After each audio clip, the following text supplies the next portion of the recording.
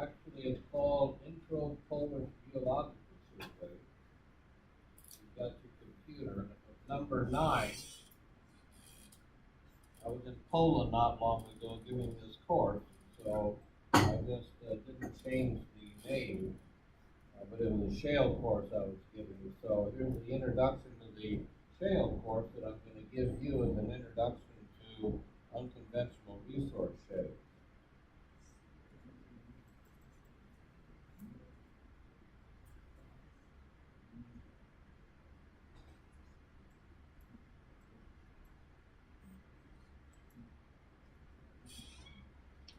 Okay, well, why do we even want to talk about unconventional resource shales? You guys are not working on these, and my understanding is there's no big exploration program or anything for these unconventionals. So why bother with them? Well, the reason I want to give it to you is because if you're not working on them now, you are going to be pretty soon. So this is these unconventional resource shales have pretty much revolutionized the oil and gas industry. It started out in the U.S. and now is expanding to different parts of the world, where people are looking at these shales as oil and gas reservoirs. We used to think of them just as seals and reservoir source rock. But now we look at these shales as reservoir, as source and seal and reservoir. So they're kind of a self-contained system. And that's good in a way, because everything is self-contained within the shale. But it's bad in another way because we're not used to those types of reservoirs, and it requires a different style of thinking. Now, you can apply sequence stratigraphy to shales, and we've written several publications doing that. Same principles that I'm talking about, but applied to shales. And I also want to show you some other things about shales, some geomechanics, some geochemistry, and stuff like that. So this was the cover of a Time magazine a while back. And the key word here is why shale can solve the energy crisis, is what it says. This rock could power the world, and that's a picture of a shale. So, from Time magazine. Okay, so to this point in this class, we've been talking about conventional reservoirs.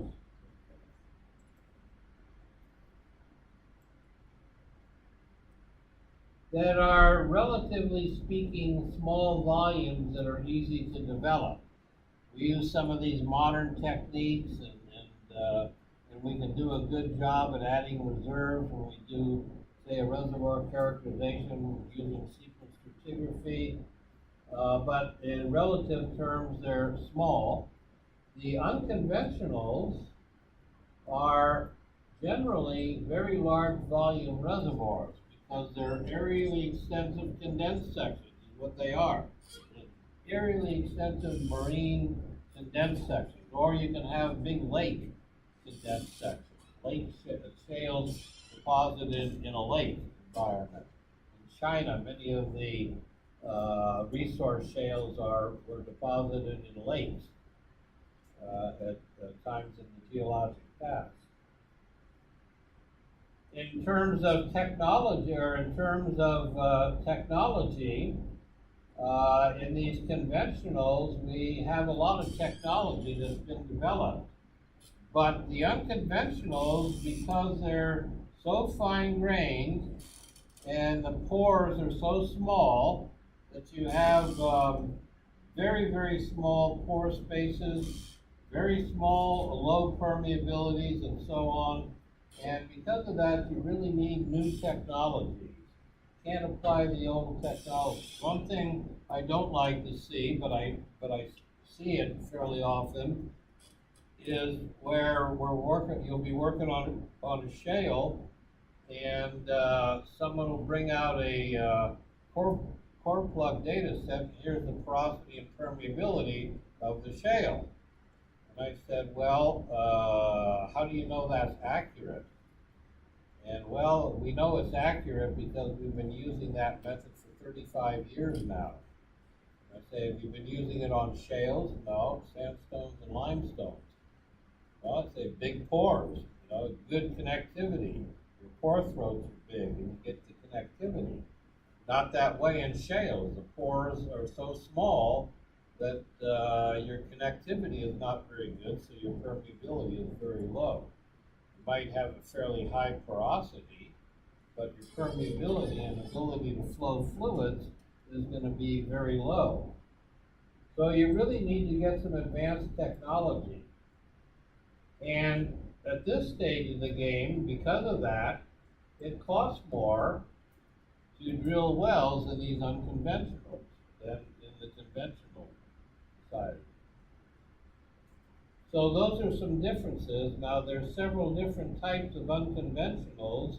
There's low permeability oil, what are called tight gas sands, heavy oil, gas shales, gas hydrates,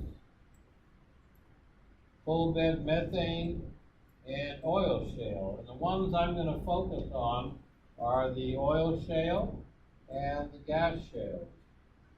So those are the two that we'll be focusing on in this lecture.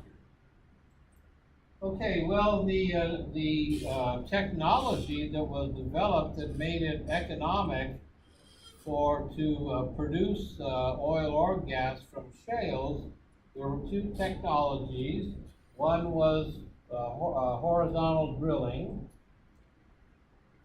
like that, and the other was artificial fracturing, when you get down to the zone that you think has the hydrocarbons in it. And one of our big areas of research that we do in the University of Oklahoma, my group, what we do is try to figure out the best zones in the shale to put your horizontal well in and to artificially fracture.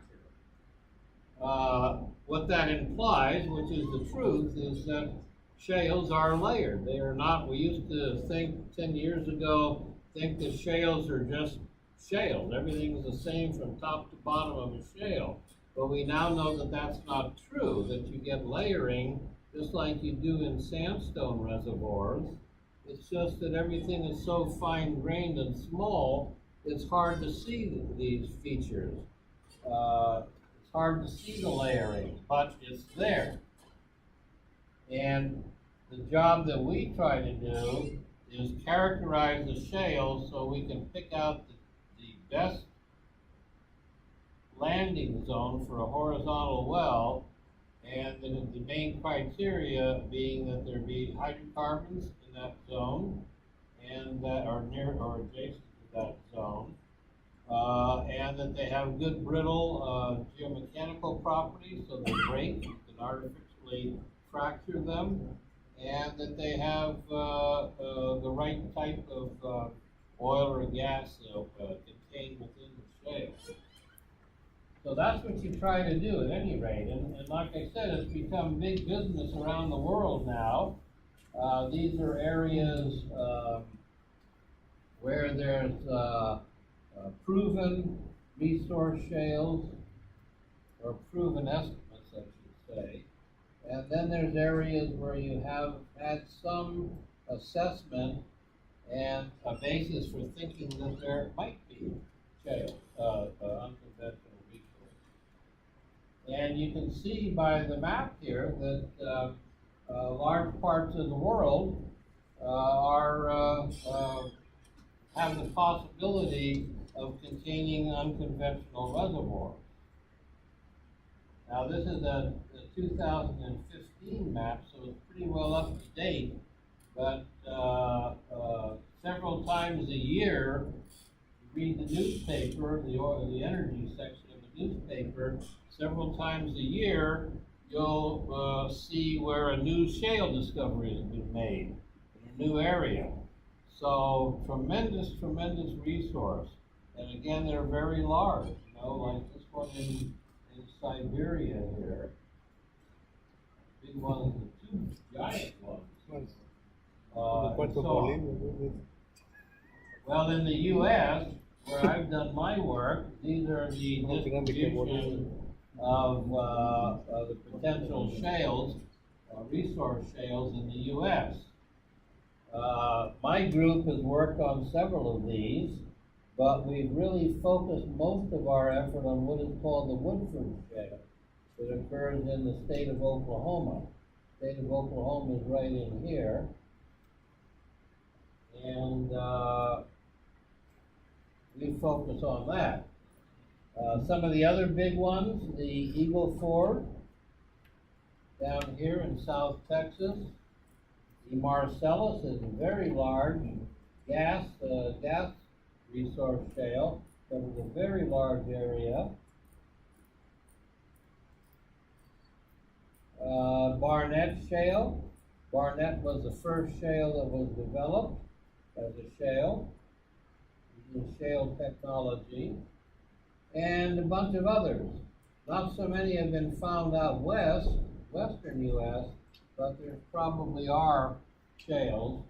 The thing about California or out west, like in California, is there's so much sand reservoir that they haven't really done a lot of exploration for shales in California and in other places out west. But the mid-continent of the U.S., the Rocky Mountain area, and the eastern U.S. are all good areas for potential economic resource shale. So the one we work on is the Woodford Shale. At any one time, I'll have anywhere from 15 or 14 to 20 graduate students. We have a big shale project, and this is the current group. Venezuelan, Nigerian, Colombian, another Colombian, Venezuelan, Pakistani, Chinese, very multicultural. Nigerian, Colombian, Libya,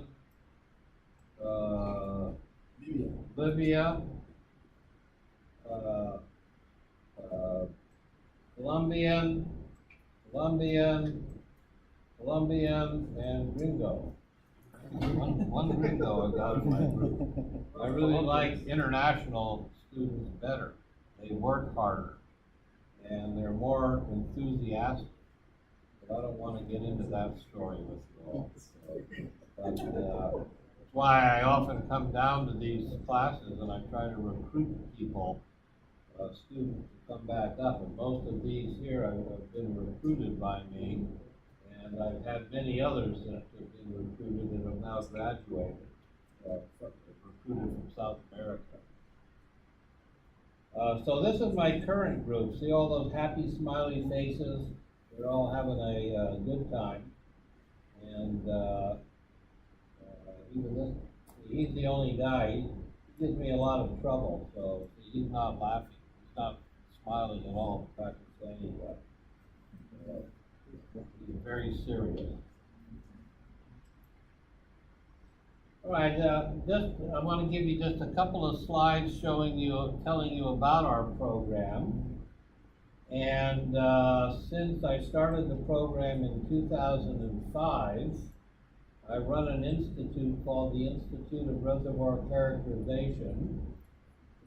And in that, I have graduated 22 students. Actually, this is outdated. It's up to 25 students now that have graduated on studies of one shale in Oklahoma called the Woodford Shale. So we know a lot about the Woodford Shale, and companies pay money for student scholarships and things like that fund the work that we're doing. I won't read the names off here or anything, but students that have graduated with shale theses, but other shales, not the Woodford. There's 14 of those. And students that are just now beginning work on shale theses, there's 7 of those. And in addition to that, studying shales, we also do other types of reservoirs. And I've had, I lost count, more than 36 students graduate. I've graduated, this is a little bit outdated, I think, but graduated at OU, 98 graduate students since I've been there. Most all are employed. A couple have been laid off from companies, but most of them are good enough that they've retained their employment. And just focusing now on the Woodford Shale, the one that's in my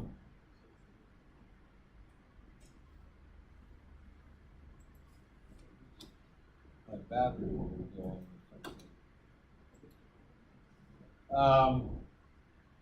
Focusing on the Woodford Shale, the one in Oklahoma, these are the areas that we've worked. So this is the state of Oklahoma.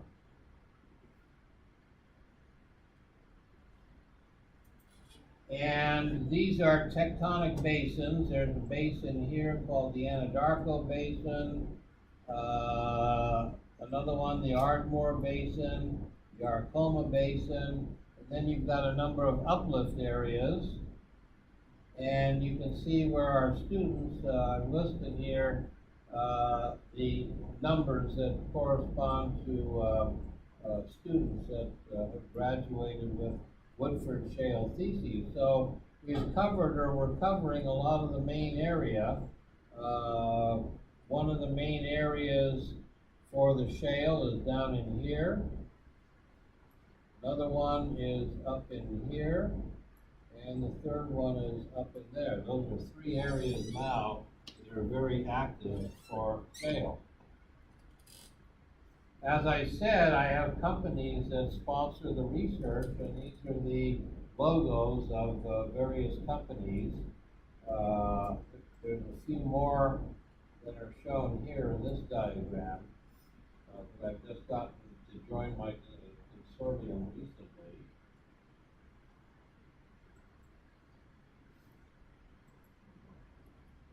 And the approach we take, if anybody wanted this, I could send you a copy, or I probably have a copy here, a paper that I and a bunch of my students wrote in 2012, an approach to characterizing unconventional resource shales.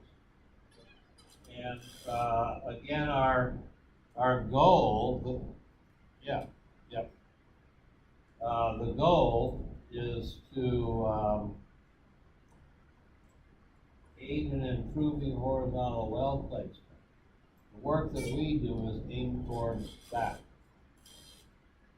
And we're very thorough. The way we look at the shales, we look at the rocks, we look at the logs, and we look at the seismic. And for each of those, we look at different things. For example, the rocks, we look at their mineral composition, what the rock type is, what its permeability and porosity are.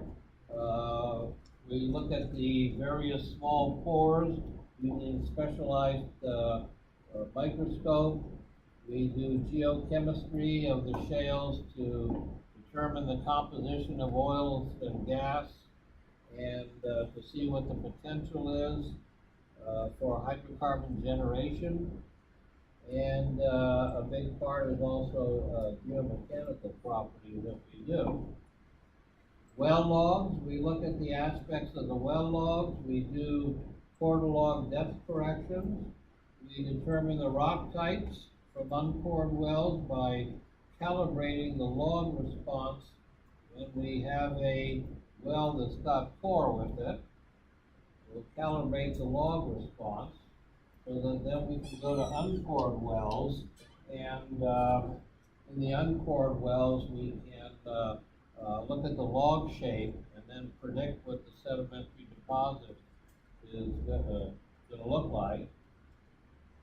We define the stratigraphy. We map out properties and we interpret the depositional history within a sequence stratigraphic framework. On the seismic side, we do a structural analysis. We calibrate the 3D seismic to the stratigraphy. We map key seismic stratigraphic surfaces, just like we did that example in the Gulf of Mexico I gave a while ago. And we do some processing of the seismic. One set of processing is gives you seismic inversion. I think I'll explain that later. And another one is picking out seismic attributes so that you can map petrophysical properties using the seismic. Again, it's the same techniques I described for the paleontology. Same thing for the seismic inversion for mapping purposes. And all of that leads us then to, well, there's one more thing here.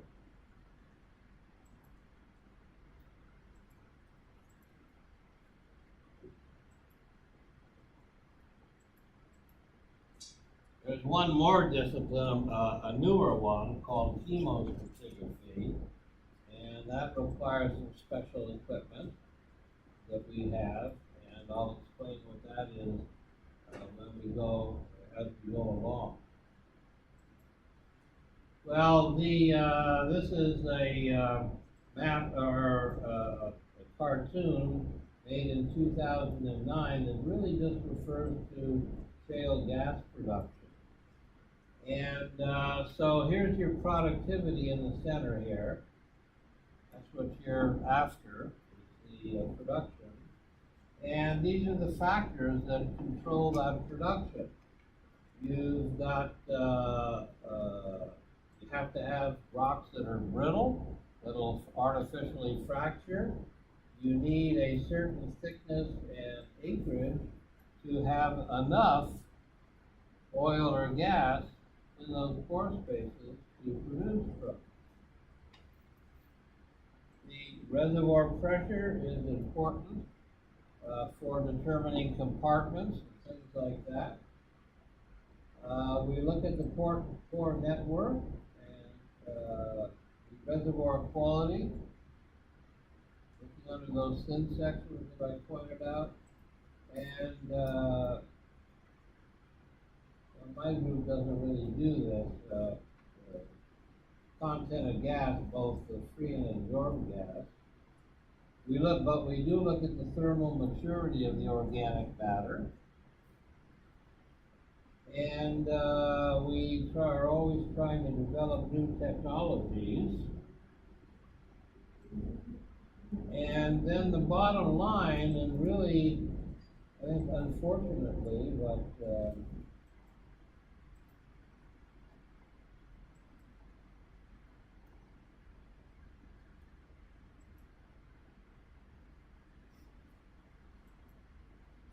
unfortunately, what it really comes down to is the market condition. We have a living example of that today. The market conditions, the price of gas is low, and so we don't produce as much. When the price of gas goes up, the companies produce more. Price is low, they shut in the wells. So you can have wonderful characterizations that cover everything, but if your price isn't right, forget it. So technology won't cut it. So you do one of two things. Either you shut in a well, or you try to develop new technologies to give you better productivity. And a lot of companies now, the last couple of years, they were relying on market conditions to control how many wells they drilled and what the production was. Now, what you're finding out more now is that the companies, rather than stopping drilling, they've used this time at which they had reduced their drilling. They use that time to develop new technologies. And so now what's happening is that there's more efficiency in the oil and gas industry. And whereas a few years ago, it may have cost you $50 to get a barrel of oil out of the ground, it may cost you $10 a barrel to get it out of the ground now. So companies have been focusing on, the companies, if they don't drill wells, there are really no reason to have the company, really, for the most part, and not just for downstream. And so companies want to drill wells. Well, the cutoff, I think now, the cutoff for drilling is somewhere around $55 if you're for oil. If you're above $55, you drill and you can make a profit. If you're below $55, you either don't drill or you find a technology that will allow you to get below that $50 a barrel oil. So those are the two things, and I'm glad to say we're moving away from just relying on market conditions and the companies just saying, well, we'll just sit back and we'll do some surveys or we'll develop new prospects.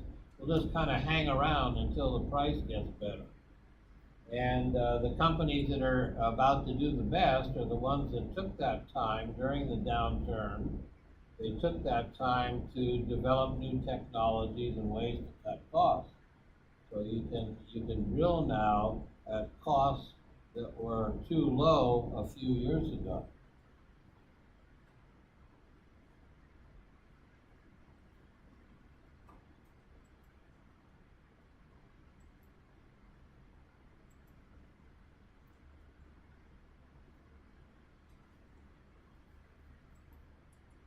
Okay, what I'm going to do is give you a case history just to explain how to approach shales and the study of the technical study of shales. And I'm going to give you a summary of some of the things we've been doing in the Woodford Shale. And I'm going to talk about that in 3 parts. 1, the stratigraphy of the shales. 2, the geochemistry. And 3, the geomechanics and fracture analysis. So, starting with stratigraphy, again, I work with my students, and so you see here, these are the students that worked on the stratigraphy recently. And I'm just kind of the supervisor, and they do all the work. Great way to be. So, this group looks at Woodford stratigraphy. And again, the objective is to build a comprehensive and integrated stratigraphic framework for the Woodford using outcropping subsurface data, cores, well logs, and seismic. And then you take those, mix them up in a blender, and then do an interpretation of the stratigraphy of the Woodford Shale. Well, a little bit about the Woodford Shale. The age of the Woodford is Upper Devonian, falls right in the yellow area.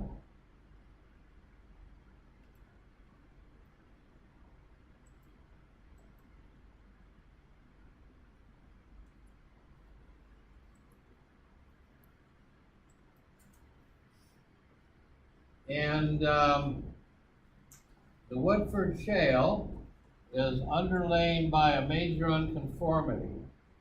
So these checkered lines here, or these crosshatched lines, represent geological time at which you had either no deposition or later on the sediments were eroded away. But in any event, when you go to outcrops, for example, or a core, to look at the shale, to study it, you will find at the base there'll be a major unconformity, or sequence boundary, and then the rocks get finer grained upward. Excuse me, that's not true. I take that back. The main point here in this diagram is that you have the reservoir, the Woodford Shale, sitting on nonconformity. Very important. That's the key to everything, or a lot of things. Well, typically the Woodford is deposited, classified as lower, middle, and upper Woodford.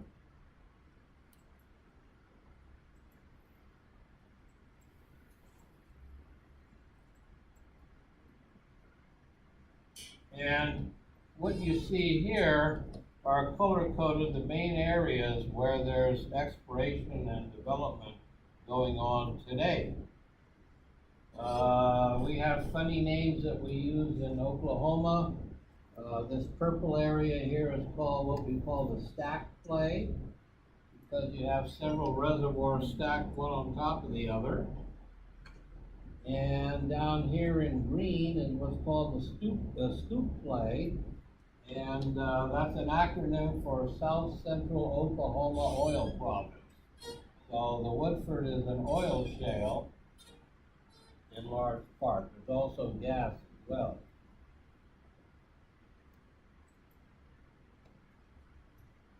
So here's the stack play, the area, the active area for the stack play. All these are wells that have been drilled. And then down here you've got the active exploration area for the scoop play. There's also a third area that we've been working quite a bit on. It has not previously been considered as a very important area, but some wells have been drilled that are very good wells. So now this area up in here has become very popular for drilling. It doesn't have a name yet, but it will soon, sure.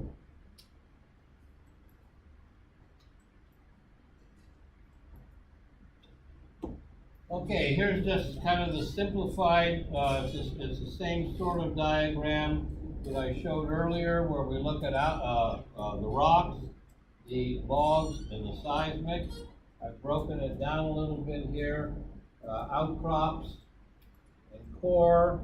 We define the facies, just like we do with a coarser grain sand. We sample it. And back in the lab, we do a number of things. In our geochemistry lab, we measure the TOC and the Rocky Valve analysis. We do the mineralogical analysis by a technique called X-ray diffraction, or XRD. And then we use thin sections to actually look at the rock and see what the rock is made of. We measure the hardness of the rock. We have a little instrument that I'll show you a picture of. It measures the hardness of the rock.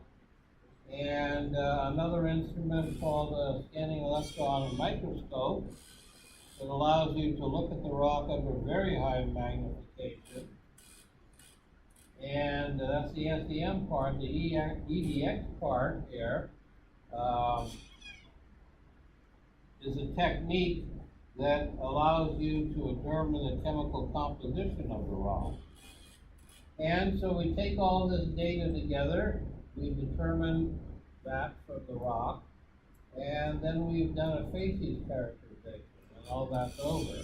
We define the sedimentary rocks, or facies. The well logs, again, from cores and outcrops. We correlate them when possible. We define them based on their well log patterns, and we make cross sections.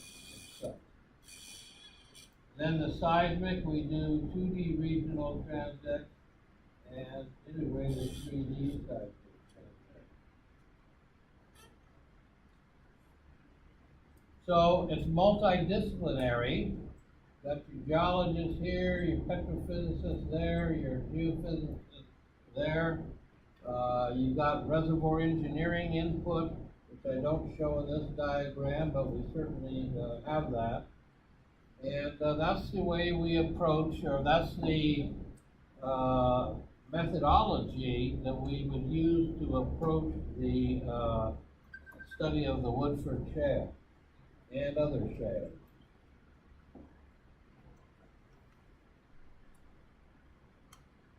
Well, the Woodford Shale occurs in a tectonically complex area, and what you see here, this cross-section, the red, is the Woodford Shale. And you can see a number of thrust faults and such. And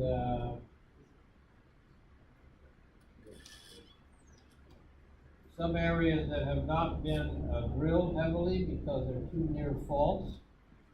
Companies are scared to drill near faults, but this is basically the subsurface and outcrop geology of this characteristic of Woodford.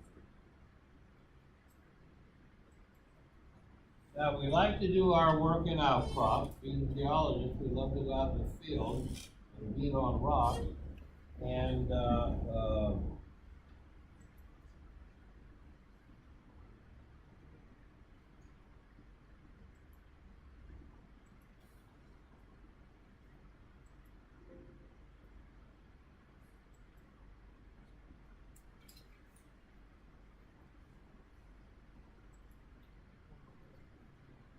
so one of the things we do, me and my students, is we lead field trips for companies. We go out, there's some very good outcrops of the Woodford Shale within about an hour drive of Norman, Oklahoma, where the university is. So we go out and we spend a day just looking at the rocks, what we can see from outcrop, how highly faulted the rocks are, how highly fractured they are, what are the different rock types, things like that. And this is just a Google map showing the location of the outcrop where we